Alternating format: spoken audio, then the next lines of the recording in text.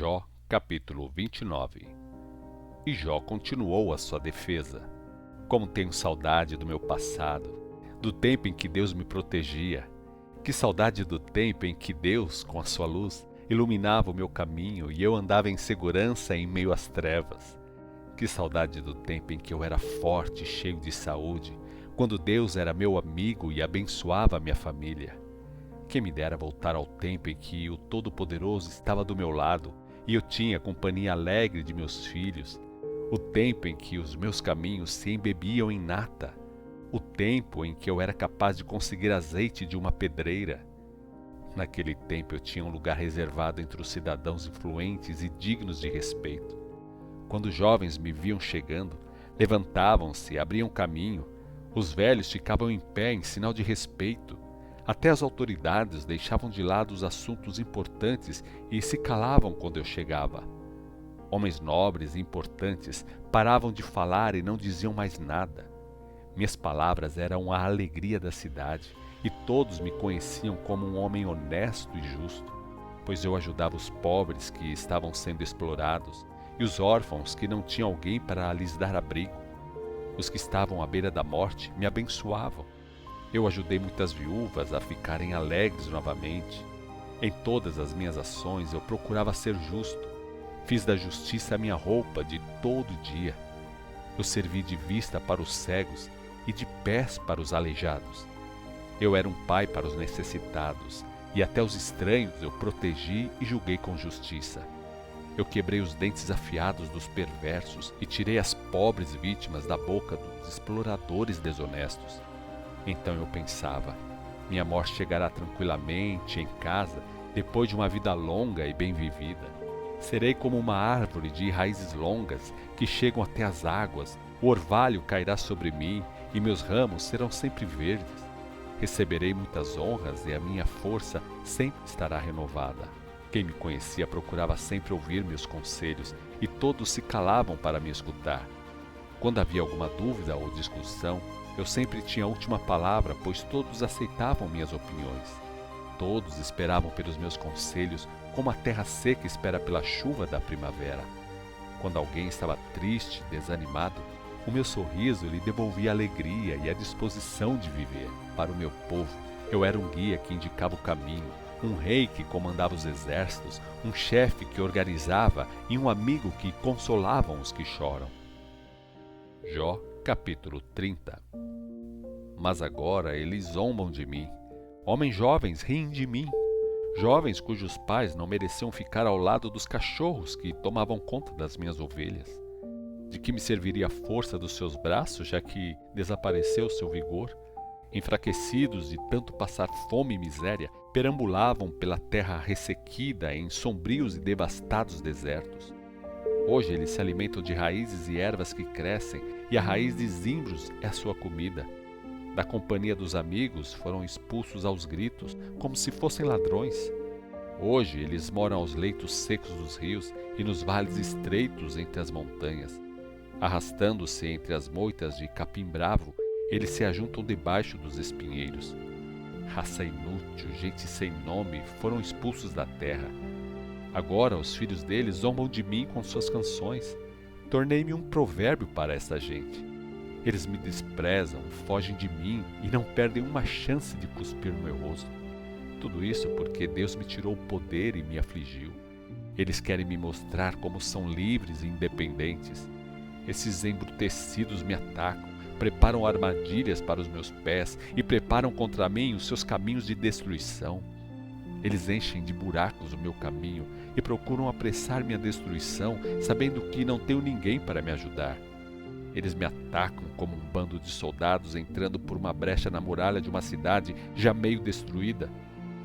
Arrojam-se entre as ruínas, vivo dominado pelo medo. Minha honra é levada embora como uma folha ao vento e a minha segurança se desfaz como uma nuvem.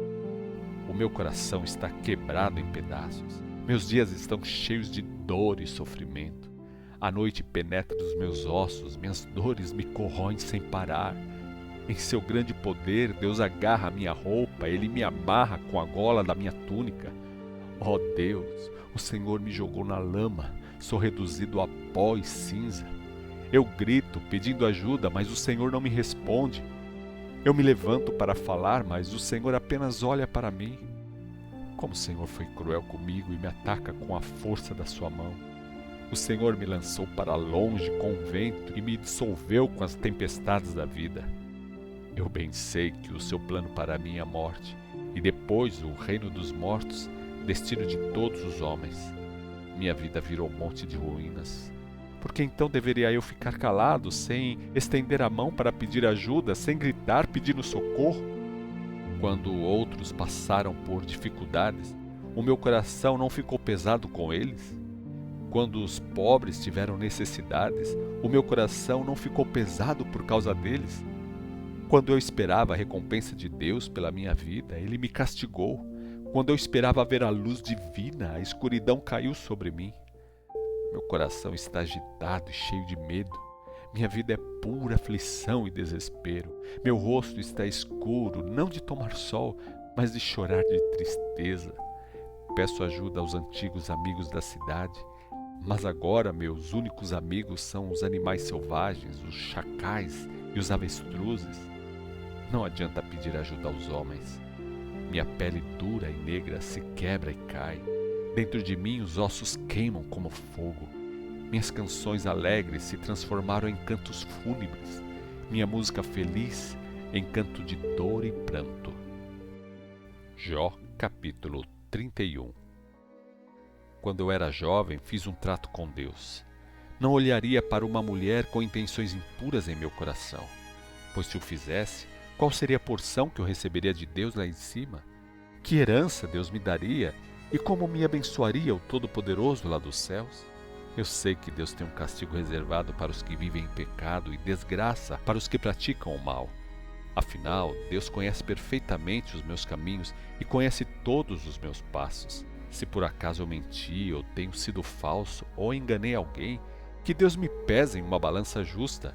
Ele sabe que não tenho culpa. Se andei fora do caminho, se meu coração desejou com intenções impuras o que os meus olhos viram, ou se minhas mãos se contaminaram, desejo que outros comam o que plantei e que minhas plantações sejam arrancadas pelas raízes. Se o meu coração foi seduzido por uma mulher, ou se fiquei escondido na porta dela, que minha esposa se torne escrava de outro e que outros durmam com ela. Isso seria um castigo justo para um crime vergonhoso, digno de ser julgado num tribunal. Sim, esse forte desejo sexual é um fogo que arde dentro do homem e pode até destruir a sua vida, acabar com tudo que tem. Se eu fui injusto com os meus servos e servas quando reclamavam contra mim, que farei quando Deus me confrontar? O que eu lhe direi quando Ele me chamar para prestar contas? Afinal, o mesmo Deus que me criou não os criou também? Não foi Ele que deu vida tanto a mim como a eles? Se explorei os pobres, guardando o alimento para vender mais caro na época do preço alto, se fiz viúvas chorarem, se comi meu pão sozinho sem compartilhá-lo com o órfão, a verdade é que desde a minha mocidade eu cuidei do órfão como se fosse seu pai, e desde o nascimento ajudei a viúva. Se vi alguém morrendo de frio por falta de agasalho, ou um necessitado que não tinha com que se cobrir, se o pobre não me abençoou porque não aqueceu as suas costas com a lã das minhas ovelhas, e se levantei a mão contra o órfão por ser amigo das autoridades do tribunal, então eu quero que meu ombro se desloque, meu braço saia do lugar, e assim eu fique aleijado para sempre. Isso seria ainda melhor do que enfrentar o julgamento divino, pois eu não seria capaz de enfrentar a grandeza e o poder de Deus. Se eu coloquei minha esperança no ouro e disse ao ouro puro, você é minha garantia. Se me considerei seguro por ter grande riqueza e por minhas mãos ter ganho muito. Se olhei para o sol quando resplandecia ou para a lua quando se movia gloriosa e me deixei enganar em segredo, adorando um ou outro e jogando beijos com a mão para o céu, isso também seria julgado como pecado, merecedor de condenação, porque eu estaria sendo infiel a Deus que está nas alturas. Se eu me alegrei com a desgraça do meu inimigo, ou se os seus problemas me deram prazer, coisa que eu absolutamente nunca fiz, lançando maldição sobre ele, se os que moram em minha casa nunca disseram, quem não se fartou de carne provida por Jó? Nenhum estrangeiro passou a noite na rua, pois a minha porta sempre esteve aberta ao viajante. Se escondi o meu pecado como os outros fazem, tentando esconder de Deus a minha culpa, e por ter medo de ser descoberto pelos vizinhos e ser desprezado pelos familiares, me calei e não saí de casa? Ah, quem dera que alguém se importasse em me ouvir. Eis a minha defesa. Que o Todo-Poderoso me responda, que o meu adversário escreva a sua acusação. Certamente a levaria sobre os meus ombros e a usaria como coroa. Então eu diria a Deus tudo o que fiz, com a dignidade que eu tinha antes e perdi. Se a minha terra se queixar contra mim e os seus sulcos se molharem de lágrimas, se comi dos seus frutos sem nada pagar, ou se causei morte aos seus donos, que ela passe a produzir espinhos em lugar de trigo e ervas daninhas em lugar de cevada. Assim, Jó terminou a sua defesa.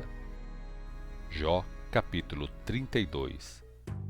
Os 3 amigos de Jó pararam de lhe responder ao verem que, apesar de todas as explicações que tinham dado, Jó insistia em dizer que era justo diante de Deus. Então Eliú, filho de Baraquel, o Bussita, da família de Rão, ficou irado com Jó porque ele se justificava diante de Deus. Eliú também ficou irado com os 3 amigos de Jó porque acusavam Jó de ser pecador sem poderem provar este fato. Eliú tinha ficado em silêncio durante a longa discussão porque era mais jovem e respeitou o direito dos mais velhos. Quando Eliú percebeu que os 3 amigos de Jó não tinham mais nada a dizer, indignou-se. Estas foram as declarações de Eliú, filho de Baraquel, o Bussita. Eu ainda sou jovem e vocês já são velhos. Por isso esperei com receio de dizer o que pensava. Pensei comigo mesmo, é melhor deixar que os mais velhos falem para ensinar a sabedoria. Mas na verdade, é o Espírito dentro do homem que lhe dá entendimento, o sopro do Todo-Poderoso. Na verdade, não é a idade que dá sabedoria. Por isso, digo, ouçam-me, e lhes direi o que penso a respeito desse caso. Esperei para ver se vocês encontravam palavras, mas observando com cuidado, enquanto vocês estavam procurando palavras, dei-lhes toda a atenção, mas nenhum de vocês provou que Jó estava errado. Nenhum de vocês respondeu às suas palavras. E não me venham com desculpas, dizendo que Jó tem razão em parte e somente Deus pode mostrar a ele qual foi o seu pecado. Jó não me disse uma palavra ainda, mas se tivesse dito, eu nunca teria respondido como vocês responderam. Agora vocês estão aí sentados de boca aberta, sem se explicar, sem saber o que dizer. Será que também devo ficar em silêncio, esperando que algum de vocês encontre uma resposta? Ah, não. Eu também darei a minha resposta e direi qual é a minha opinião. Tenho muito para dizer e o meu espírito me impulsiona a falar. Minhas palavras são como um vinho guardado numa bolsa de couro nova e bem fechada que está prestes a romper. Preciso falar, isso me aliviará. Tenho de abrir os meus lábios e responder. Não vou tomar partido nessa discussão e não vou bajular ninguém, mesmo porque não sei fazer elogios mentirosos.